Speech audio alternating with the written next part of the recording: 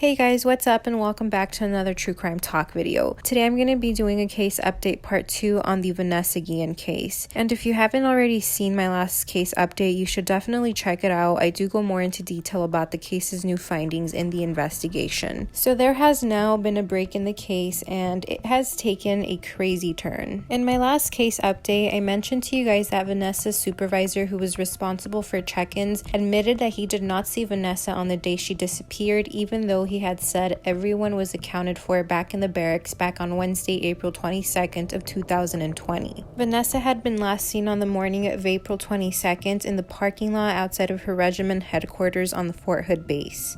And last week in a press conference, it was announced by Army investigators that foul play was suspected in Vanessa Guillen's disappearance. The family attorney, Natalie Kawam, said she's discovered at least 2 alleged incidents of sexual harassment, a superior walking in on Vanessa showering, and the other verbally assaulting her with vulgar remarks in Spanish. Now, on Tuesday, June 30th, investigators discovered what has been described as partial human remains. These remains are now being examined by a forensic anthropologist, but no confirmation as to the identity of the remains has been made. And I know a lot of people believe those remains to be that of Vanessa's, but it is important to keep in mind that the identification process will take time. So Texas EquuSearch had been involved with the search during recent weeks. The founder, Tim Miller, said in a statement that the remains were found very close to where they discovered evidence last week in the Leon River. He described the site as a shallow grave. I also read some information stating that cement had been supposedly poured over the grave. Now, I don't know whether these claims are true or just rumors, but I really hope that that's not the case. It has now also been reported that the U.S. military agents found the suspect early Wednesday morning after he fled from Fort Hood base on Tuesday, the same day that the human remains were found. When authorities found him and tried to approach him, the soldier reportedly pulled out a gun and shot himself, then died from the wound. Later that morning, Vanessa's older sister, Myra Guillen, made a statement during a press conference on Wednesday, stating that she had met the man who committed suicide and said he laughed in her face when she asked about Vanessa. It has also been reported that another suspect, identified as the estranged wife of a former Fort Hood soldier, is currently in custody in the Bell County Jail awaiting unspecified charges. Both of the suspects' names have yet to be released. Since then, authorities have returned to the area where the remains were found to search for additional evidence using drones and cadaver dogs. Natalie Kawam, the family's attorney, has spoken up about the new findings in the investigation, stating, "This should never have happened and we will never know what will happen until we get a congressional investigation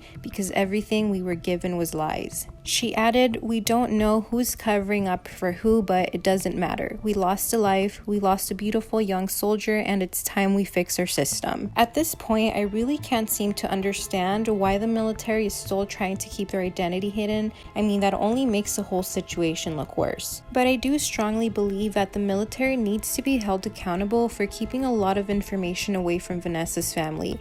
I mean, I can't even begin to imagine how devastating this must be for them. Now, it is very unfortunate that the suspect has committed suicide because now we may never know how he was involved in Vanessa's disappearance unless someone comes forward and tells the truth. But regardless, so much information is finally coming to light. I do think that pretty soon we're going to find out what happened, and I just hope Vanessa's family can get some type of closure because she definitely did not deserve this. So as of now, Vanessa's family continues to push for a congressional investigation, so I'm sure in the next few days to come more information will come forward. Until then, I will keep you guys updated, and you can continue to help out by simply sharing her story or signing the petition that has been set up for Vanessa, and like always, I will leave a link to that down below. But that is it for me today. Don't forget to subscribe to my channel so you never miss a video. I hope you guys enjoyed today's video, and I'll see you in my next one.